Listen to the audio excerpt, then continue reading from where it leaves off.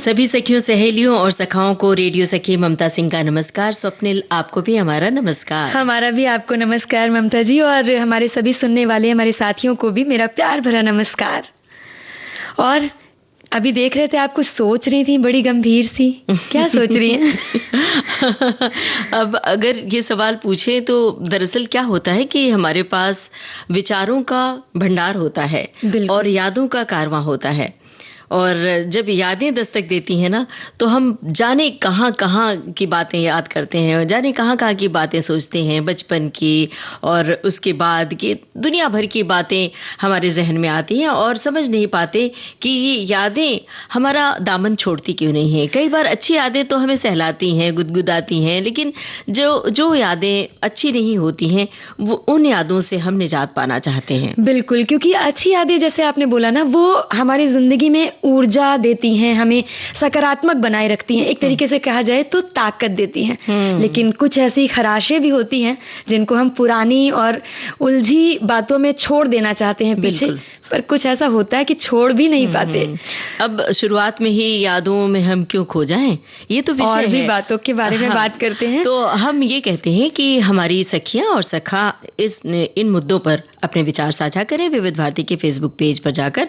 तो और क्या क्या मुद्दे हैं वो भी तो बता दें। महिला सुरक्षा, सक्षम बने, सुरक्षित रहें, ये हमारा विषय है। और इसके साथ साथ आज एक और गंभीर बात पर हम चर्चा जरूर करेंगे कि जो जिंदगी हमारी एक विषय पर, एक चीज पर निर्धारित हो गई है, जैसे कहते हैं कि मतलब उस पर पूरी तरह से बेस हो गया है। सीधे सीधे कहिए कि हम यंत्रवत हो गए हैं। यंत्रवत हो गए हैं। तो उससे कैसे निकलें, क्या है उसके मतलब उलझने कैसी हैं, उनसे कैसे बाहर आए, यानी कि अलार्म पर चलती जिंदगी से निजात कैसे पाए, इसके बारे में बात करेंगे।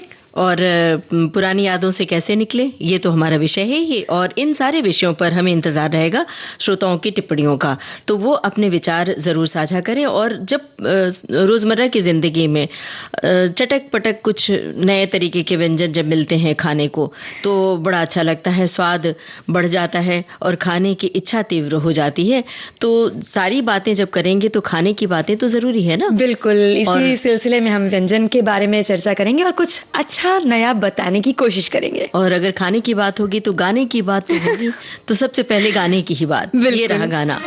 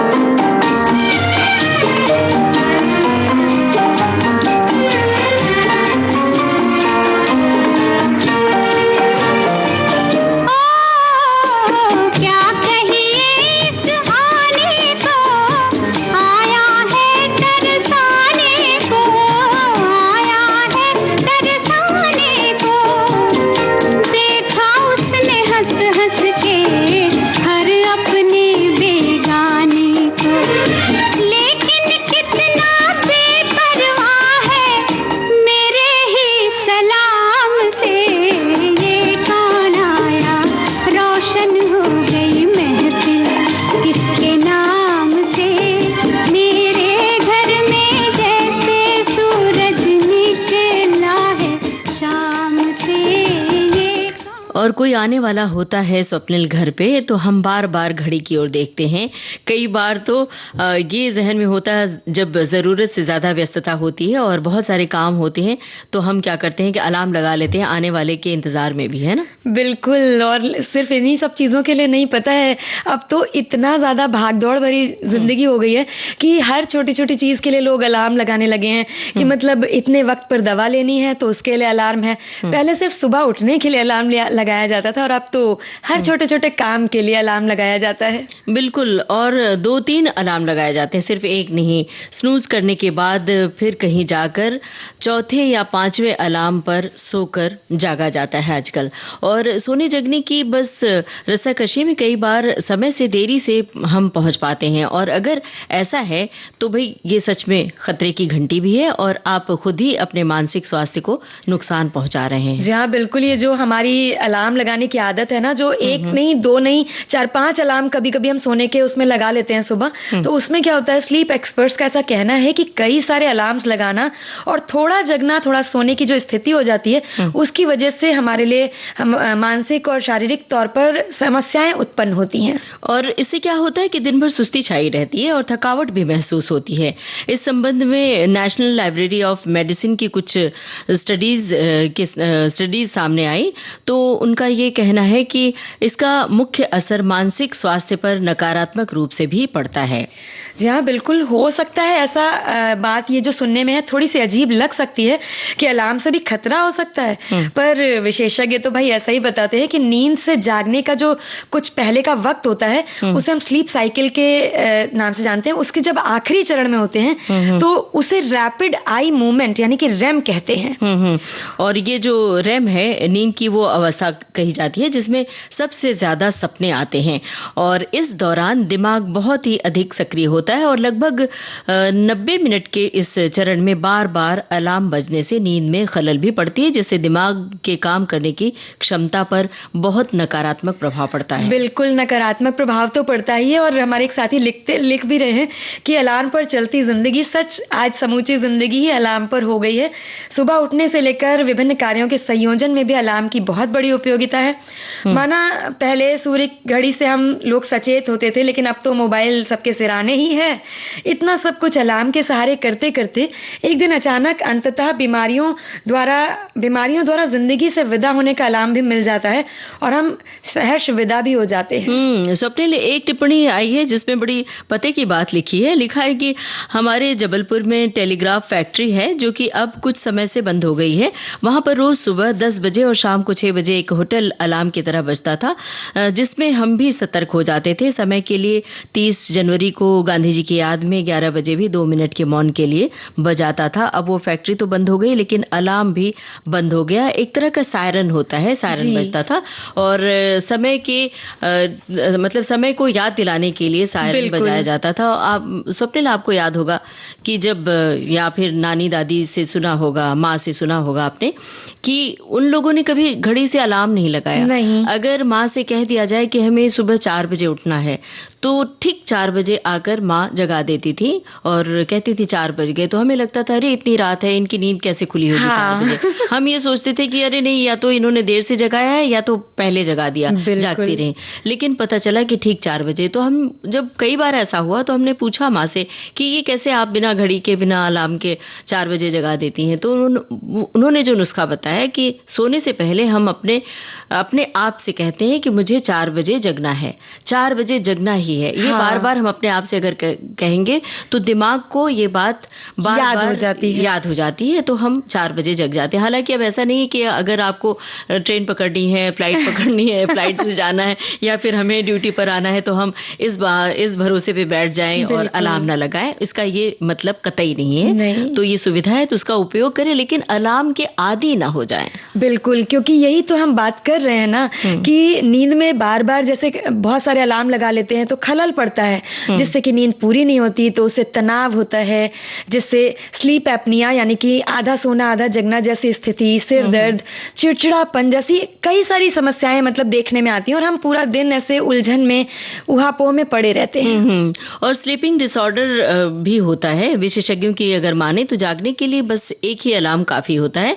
हालांकि कुछ लोगों के लिए कई बार ऐसा करना थोड़ा मुश्किल भी हो जाता है और हमने तो अभी देखा है कि अलार्म के साथ साथ अब बहुत सारे घरों में अलेक्सा की सुविधा हो गई। तो अलेक्सा से कह देते हैं कि हमें इतने बजे ये याद दिलाना है, इतने बजे दवा खानी है तो याद दिलाना है, इतने बजे एक्सरसाइज, इतने बजे स्टडी। खास तौर से हमारे बाद की जो पीढ़ी है, स्टूडेंट्स, बच्चे, वो इतने हैबिचुअल हो गए हैं, अभ्यस्त हो गए हैं कि हर बात कहते हैं कि हमें फलाना चैप्टर पढ़ने के लिए याद दिलाना है, तो चैप्टर का नाम और वो उसमें तो यही चीजें हैं। हाँ, बहुत मतलब ये देखा जा रहा है कि हम लोग उसके आदी होते जा रहे हैं और ये अलार्म बहुत सारे लगाना या चीजें याद दिलाने के लिए किसी चीज पर मतलब निर्धारित कर देना उस चीज को, ये एक तरीके से देखा जाए तो इसके पीछे आदत हमारी अपनी ही आदतें हैं। जैसे कि उठने का मन नहीं होता है तो इसके पीछे बड़ा कारण कि हम देर से सोते हैं। जब देर से सोएंगे तो जाहिर सी बात है कि हम उठने में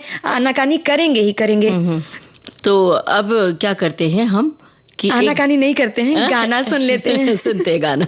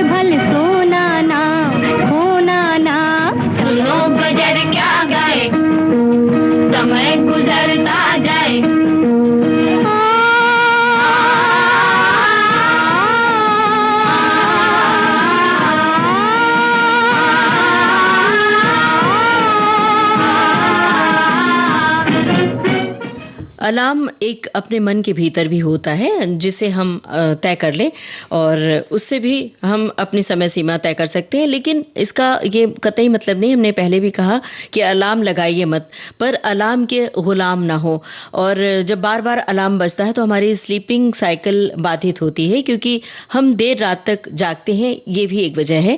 यूं तो ये आदत बहुत सामान्य सी लगती है, पर सेहत के लिहाज से इसके बहुत सारे दुष्प्रभाव होते हैं। बिल्कुल ममता जी, और कई बार लोग ना कामों को जो है रात के लिए टाल देते हैं। हमने कई बार देखा है कि अच्छा ठीक है, इसको ना रात में करेंगे, सन्नाटे में करेंगे करके, और रात के खाने में सही मात्रा से जो पोषक तत्व होते हैं उनकी कमी अगर है दिन रात के खाने में, तो भी ऐसी दिक्कत आती है कि मतलब देर नींद की कमी होती है या आलस बना रहता है शरीर में।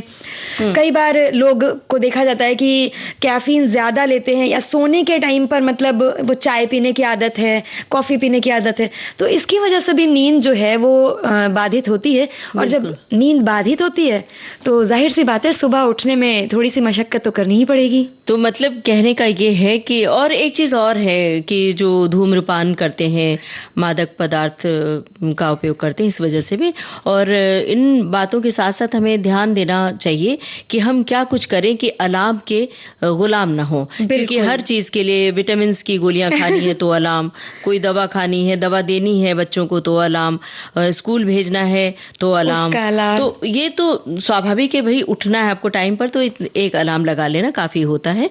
लेकिन दिन में कई बार अलार्म के गुलाम हो जाना वो ठीक नहीं होता, क्योंकि जो आपकी जो दिमाग की नॉर्मल जो प्रक्रिया होती है, नॉर्मल साइकिल होता है, वो गड़बड़ा जाता है, फिर उसकी आदत ही नहीं बनेगी। आप देखिए ना कि मोबाइल आने के बाद से हम फोन नंबर ही नहीं याद रहता। एक समय ऐसा था कि आपको सारे नंबर याद होते थे, एटलीस्ट घर परिवार के नंबर, रिश्तेदारों के नंबर। अब कई बार तो अपना नंबर भी नहीं याद होता है कोई पूछता है कि नंबर क्या है, फोन नंबर, तो बड़ी मुश्किल से हम फोन से देखकर बता पाते हैं।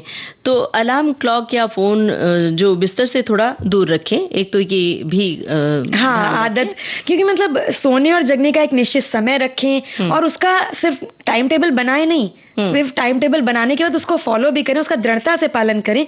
और सोने से पहले, जैसा कि अभी हम बात कर रहे थे, चाय कॉफी का सेवन ना करें, धूम्रपान और मादक पदार्थों का सेवन ना करें, ये सब चीजें थोड़ा सा बचाएं। और सबसे बड़ी चीज जो हमारी आदत पड़ चुकी है कि सोने के वक्त हम लोग जो सोशल मीडिया चेक करते हैं, रील्स देखते हैं, इन सब चीजों से बचें और सो जाएं समय से। इससे नींद बाधित होती है और सुबह नींद नहीं खुलती है, तो अलार्म बजता रहता है बार बार और हम नहीं जग पाते हैं, उसको ऑफ कर करके सोते और जगते रहते हैं। हमारे एक श्रोता ने कुछ इसी तरह की बात लिखी है, कुछ कविता की शक्ल में लिख भेजी है, देखते हैं क्या है। हर सुबह की पहली आवाज मोबाइल घड़ी की टिक टिक टिक टिक, और फिर अचानक गूंजता है अलार्म का शोर, सपनों से उठाकर हकीकत में खींच लाता है, हर दिन की तरह आज फिर वही दौड़ करने लगता है। चाय के कप में सांसों का कैद, कपड़ों की झंझट, रस्तों की भीड़, कहीं छूट न जाए समय का ये पहिया, जीवन की ये गाड़ी अलार्म की धुन पर ही चलती है। थोड़ी जिंदगी में सहजता हो और यंत्रों से थोड़ा दूर रह के देखें तो जिंदगी कुछ ज्यादा आनंद देगी और हम झूम झूम के गाना गा सकते हैं। बिल्कुल। झूम झूम के नाचो आज गाओ खुशी के गीत हो, गाओ खुशी के गीत। आज किसी की हार हुई है, आज किसी की जीत हो, गाओ खुशी के गीत हो।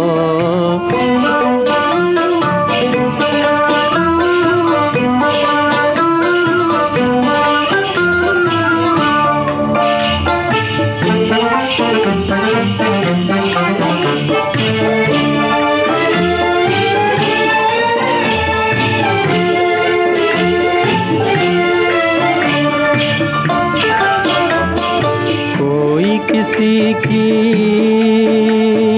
आँख का तारा, जीवन साथी साजन प्यारा, और कोई तकदीर का मारा ढूंढ रहा है दिल का सहारा। किसी को दिल का दर्द मिला है, किसी को मन का मीत हो, गाओ खुशी के गीत हो, झूम झूम के नाचो आज, गाओ खुशी के गीत हो, गाओ खुशी के गीत हो।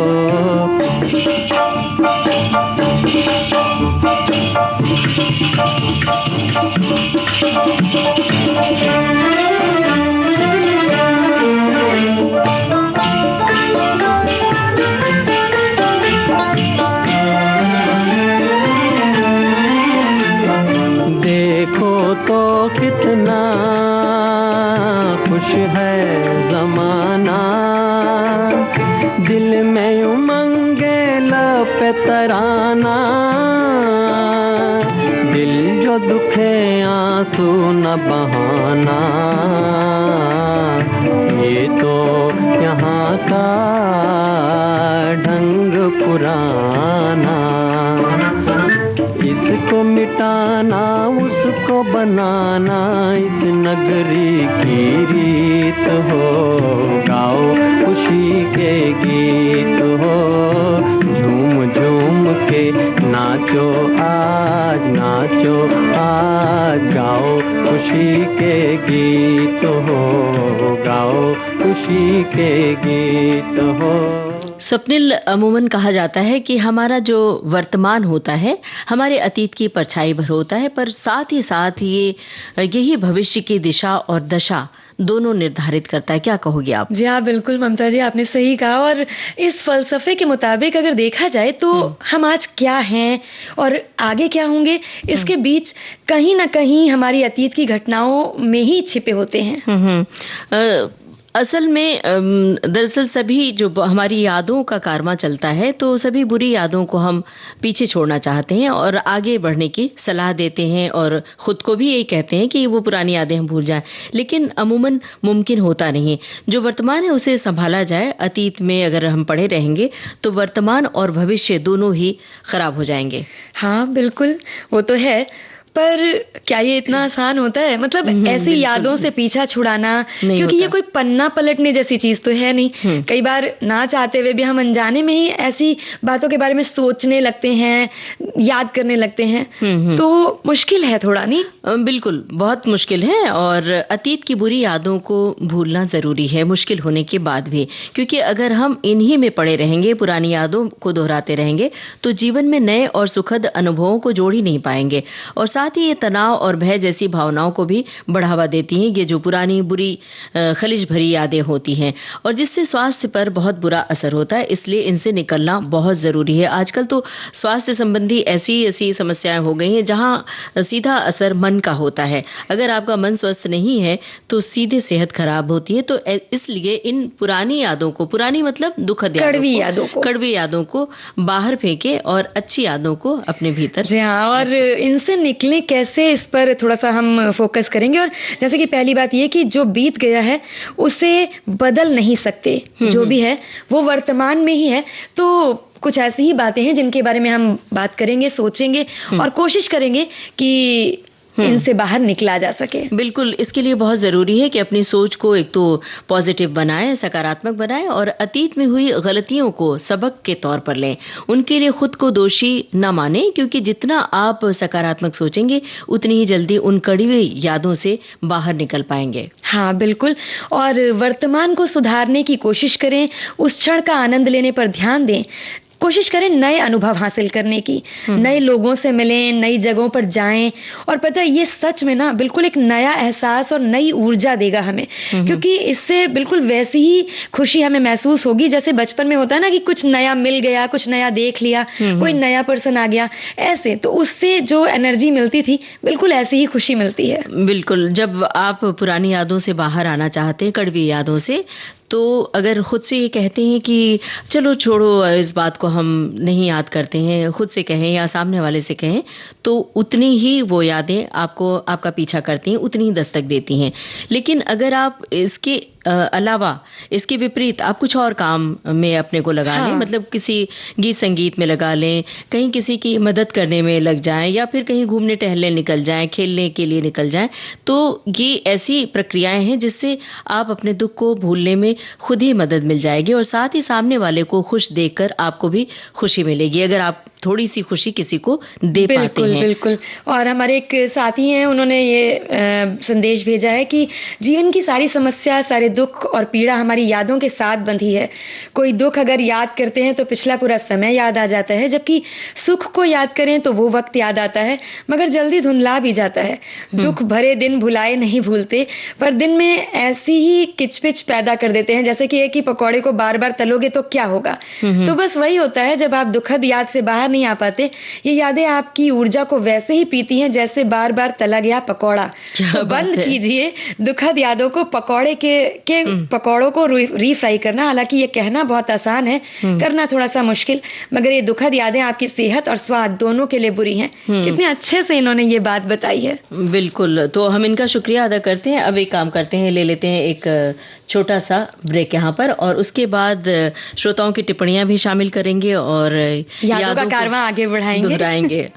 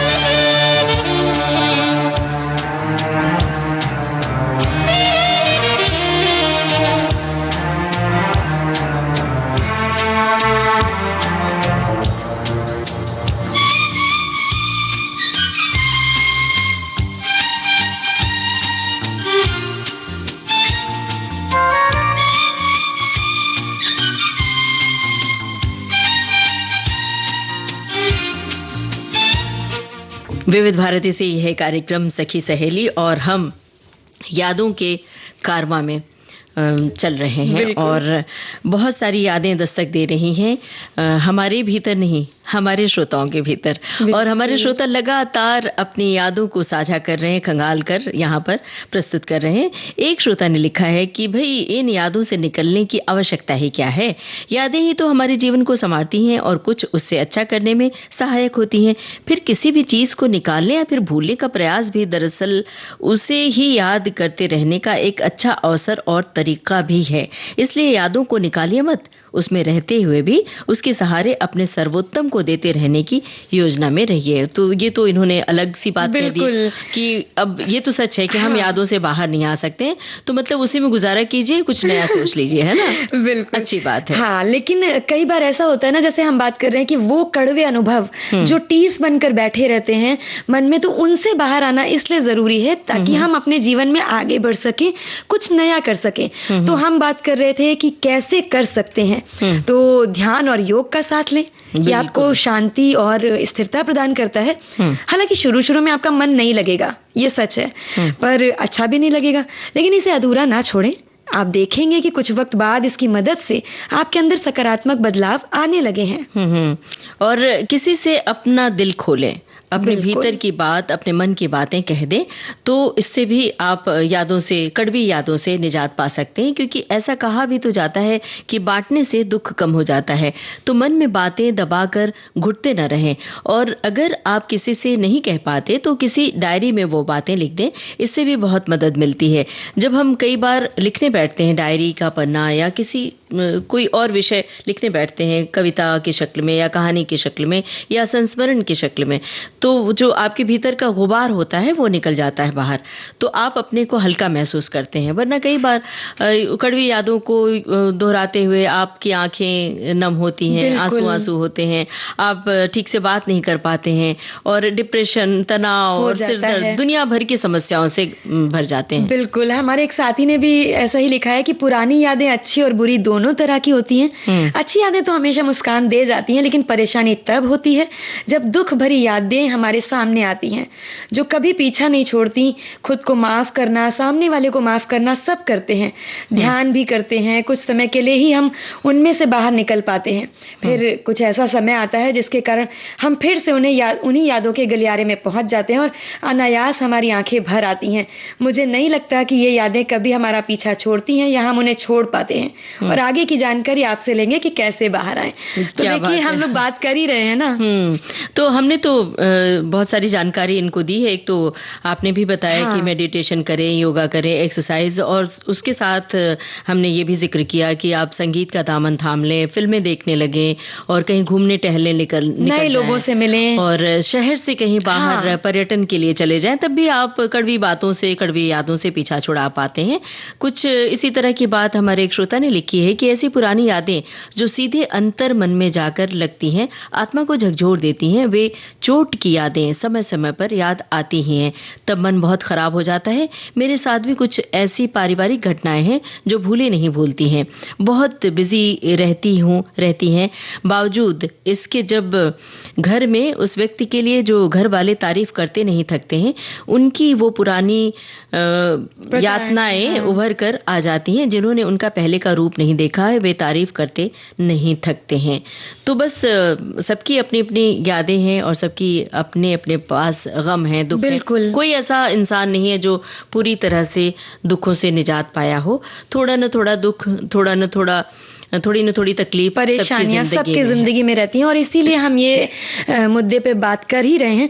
तो अभी बहुत सारी बातों का जिक्र हमने आपस में किया, और इसके साथ ही साथ अब ये भी हम कह रहे हैं कि मतलब नई शुरुआत करें, किसी भी रूप में, छोटी हो या बड़ी हो, कुछ सीखना हो या किसी को कुछ सिखाना हो, स्वयं को व्यस्त करें और भविष्य पर ध्यान केंद्रित करें। क्योंकि अतीत में जो कुछ भी हुआ है उसे हम देखिए बदल नहीं सकते, पर भविष्य में होने वाली चीजों को कुछ हद तक हम संभाल सकते हैं। स्वप्निल, ये कहा जाता है ना, बड़े बुजुर्ग कहते हैं कि वक्त बहुत बड़ा मरहम होता है। बिल्कुल। तो आपकी कड़वी यादें भुलाने के लिए वक्त ही ऐसा मरहम है जिससे आप उन यादों को भुला सकते हैं। एक श्रोता ने एक बात कही है, लिखा है कि कोई दुख अगर याद करते हैं तो पिछला पूरा समय याद आ जाता है, जबकि सुख को याद करें तो वक्त याद आता है, मगर जल्द ही धुंधला भी हो जाता है। दुख भरे दिन भुलाए नहीं भूलते, ये दिन मन में ऐसी ही किचकिच पैदा कर देता है। तो इसलिए कोशिश यही होनी चाहिए कि हम अपनी पुरानी या कड़वी यादों को भुलाने की कोशिश करें। और हम क्या कोशिश करें इस वक्त? एक गीत सुनवाते हैं और उन पुरानी यादों से बाहर आ जाते हैं।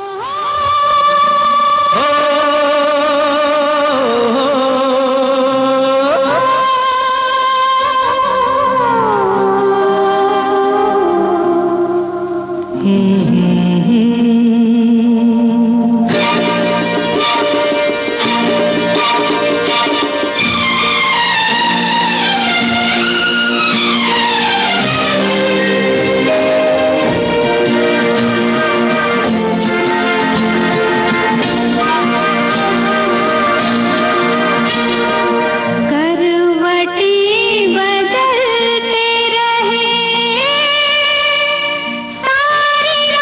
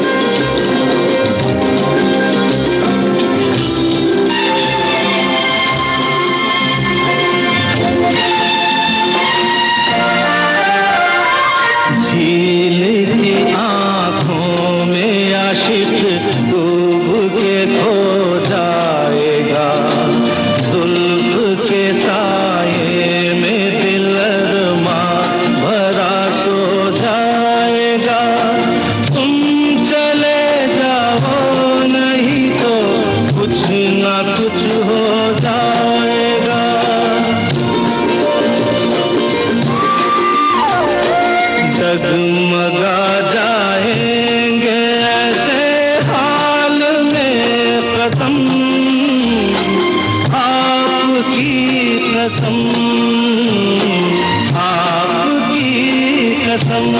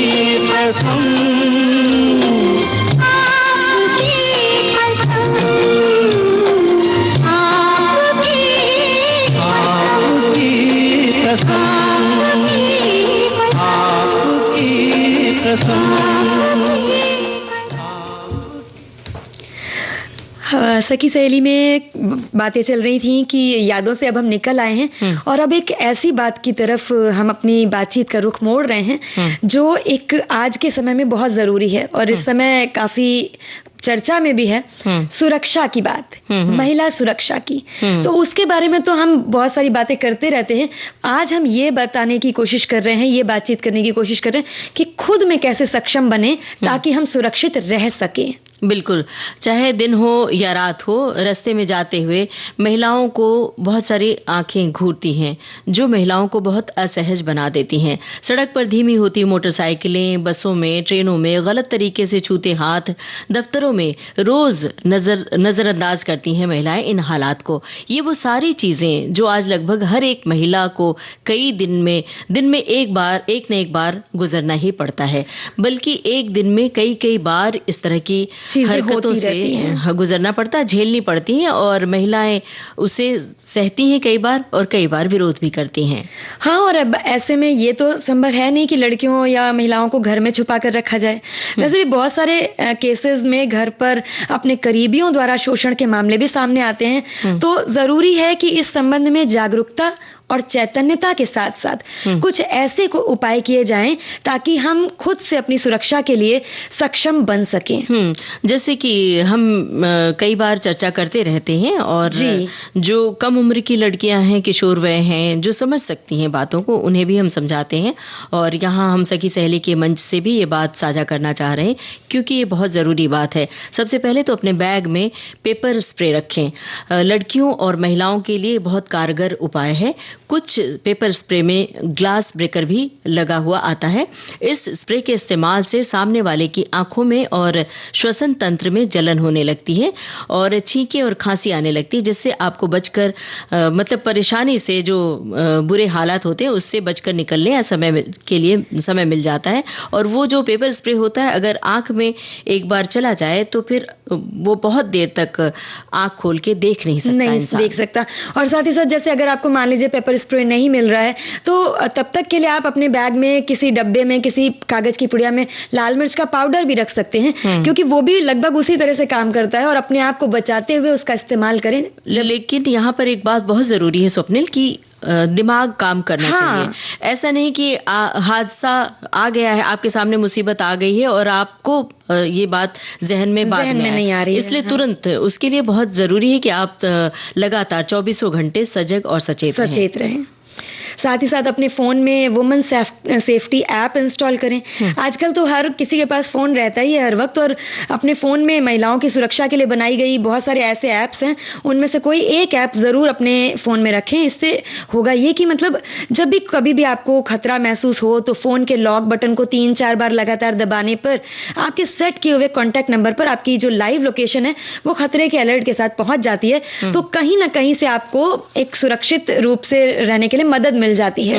और कहीं बाहर निकलते हैं तो फोन पूरी तरह चार्ज करके रखें। और दूसरा है कि स्पीड डायलिंग भी रखें, जैसे घर वालों के नंबर, अपने पड़ोसियों के नंबर या घर का नंबर तो रखना ही चाहिए। और नंबर सेव करने का एक तरीका होता है कि हम अपने घर वालों के नंबर भी नाम से सेव करते हैं, लेकिन हम सबके ख्याल से उसे, जैसे मान लीजिए आपके पति हैं तो हस्बैंड के नाम से सेव कर लिया, पत्नी है वाइफ के नाम से, मदर, फादर, सिस्टर, ब्रदर।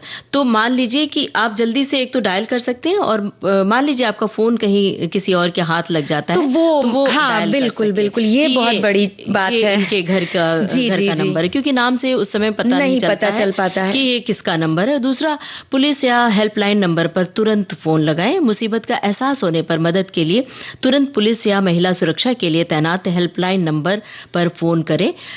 ये भी बता देते हैं हम कि वुमेन हेल्पलाइन नंबर है 1091 और इमरजेंसी नंबर 112 है। राष्ट्रीय महिला आयोग के लिए नंबर है 7827170170। मेरे ख्याल से नंबर एक बार जी हाँ, राष्ट्रीय महिला आयोग का नंबर आप एक बार पुनः सुन लें, 7827170170।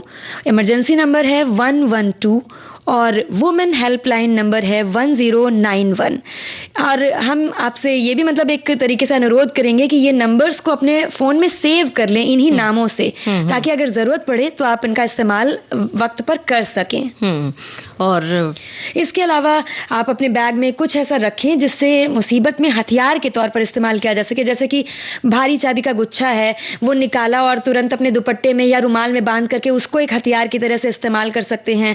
भारी बक्कल वाली बेल्ट है, या आजकल तो इलेक्ट्रिक शॉक वाली सेफ्टी टॉर्च भी आती हैं, उसे भी रख सकते हैं। ये सब जब खास तौर से रात में आप घर से अकेले निकलती हैं और सुनसान राहों पर जब जाती हैं, तब इसका इस्तेमाल जरूर करें।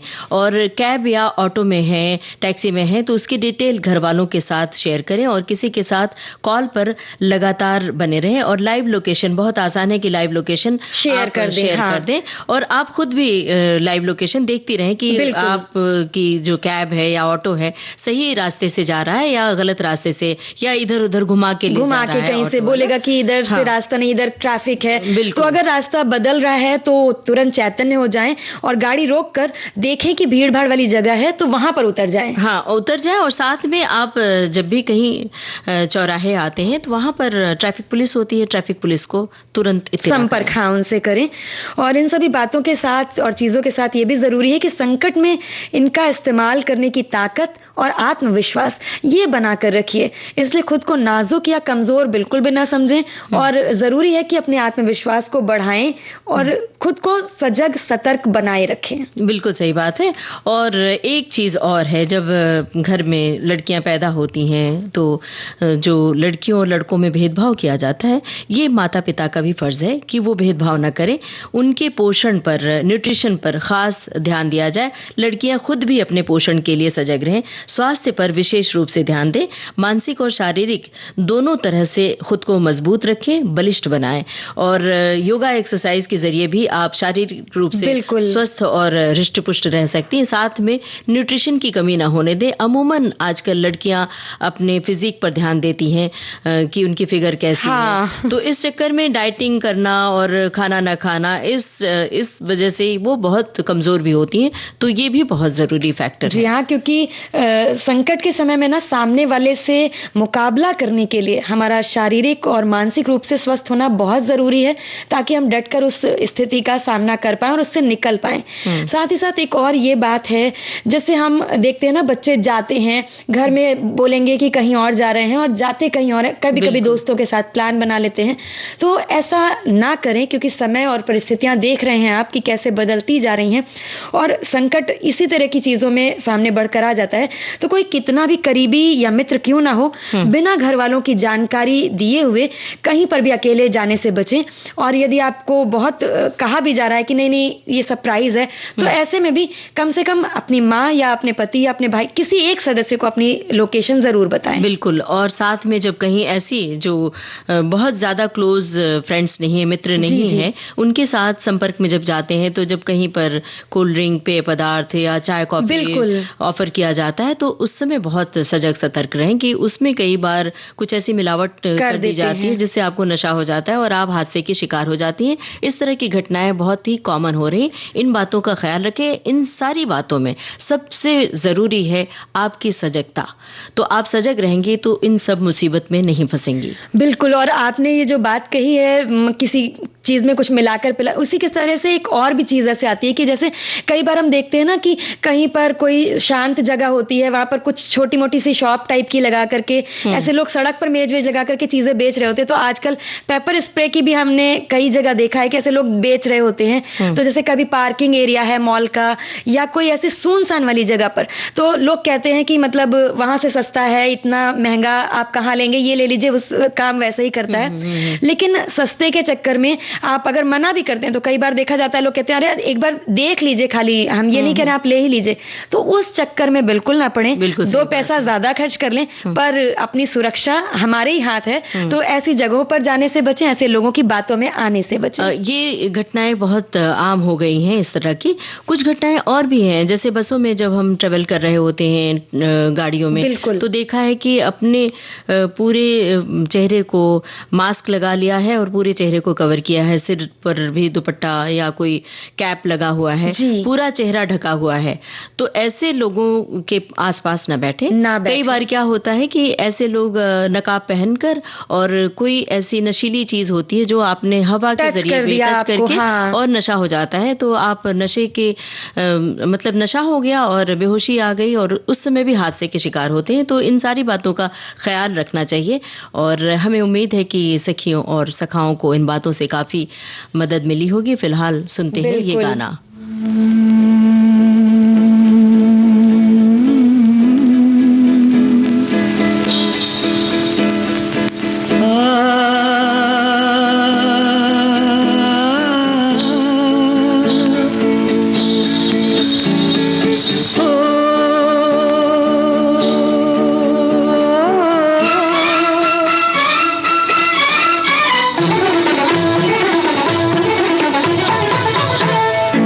रोशन तुम्हीं से दुनिया, रौनक तुम्हीं जहां की, फूलों में पलने वाली रानी हो गुलसितां की।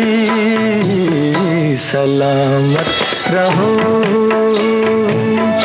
सलामत रहो, हाय सलामत रहो।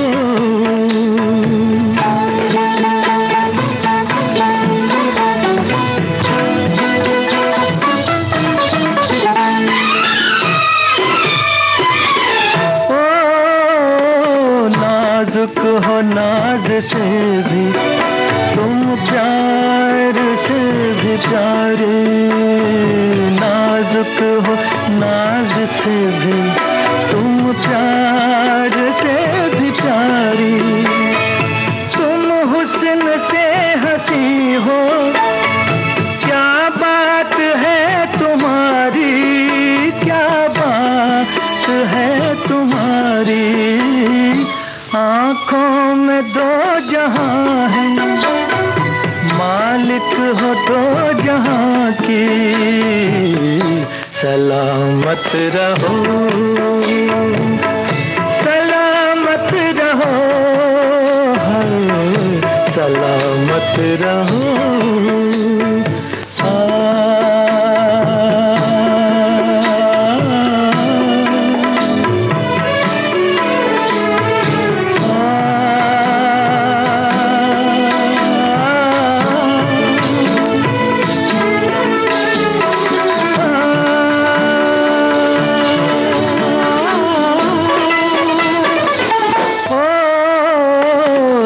चाहे टूट जाए मेरे दिल से यूं ही खेलो, दिल चाहे टूट जाए मेरे दिल से यूं ही खेलो। जीती रहो यूं ही तुम, मेरी भी उम्र ले लो, मेरी भी उम्र ले लो। किस दिन दुआ न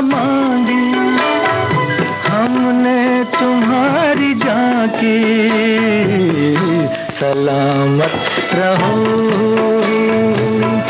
सलामत रहो। यहाँ सलामत रहें। और साथ ही साथ अब इतनी सारी बातों के साथ अब बारी है व्यंजन की। तो क्या बनाया जा रहा है? सोच रहे हैं कि साबूदाना का डोसा बनाने की रेसिपी बता दी जाए। बिल्कुल, तो इसके लिए सामग्री ले लेते हैं पहले। तो सामग्री लेने में सबसे पहले साबूदाना भिगोया हुआ 1 कप, चावल भिगोया हुआ 2 कप, फ्रूट साल्ट 1 छोटा चम्मच, नमक 1 छोटा चम्मच और पानी आवश्यकता अनुसार। और बनाएं कैसे? भीगे हुए साबूदाने और चावल को फूल जाने के बाद उसका पानी निथार ले, मतलब जो एक्स्ट्रा पानी है उसे निकाल दे। अब साबूदाना और चावल को उसे ब्लेंडर में डालकर उसे क्रश कर लें और धीरे धीरे पानी डालते हुए एक चिकना घोल सा बना लें। इस घोल को तकरीबन आधा घंटे के लिए ऐसे ही रखा रहने दें। फिर इसमें नमक और फ्रूट सॉल्ट डालकर मिलाएं। और फ्रूट सॉल्ट डोसे को हल्का बनाने में मदद करता है। और जब ये बैटर इस तरह से तैयार हो जाता है, और जब बैटर तैयार है तो डोसा बनाने के लिए तवा ले लें नॉन स्टिक, और मध्यम आंच पर इसे मतलब तवा को गरम कर लें मध्यम आंच पर। फिर उसके बाद गरम तवे पर एक कलछुल से घोल को डालकर फैला दें। पतली परत बनाते हुए उसे धीरे धीरे फैलाएं और किनारों को सुनहरा होने और कुरकुरा होने तक पकाते रहें। अब इसे दूसरी तरफ भी पलटकर ऐसे ही पकाएं। डोसा पकाने में अगर आप मक्खन का इस्तेमाल करते हैं तो स्वाद भी बढ़ जाता है और पलटने में भी थोड़ी आसानी होती है। जी हाँ, बिल्कुल। और इसको खाने के लिए गरम गरम आप चटनी के साथ, सांभर के साथ खा सकते हैं। तो हो गया डोसा। बिल्कुल, और साथ में गाना भी सुन सकते हैं। बिल्कुल, ये रहा गाना।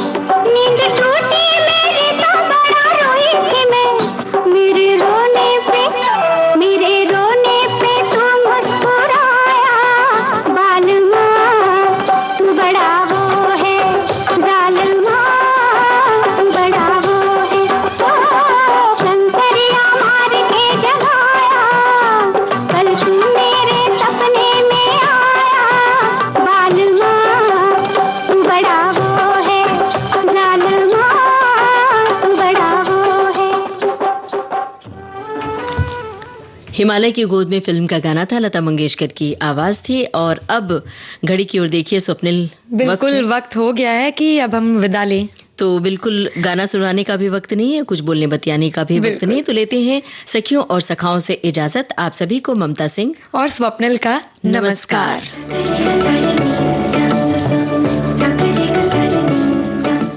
सखी सहेली कार्यक्रम की प्रोड्यूसर अनुश्री पाठक। सखी सहेली।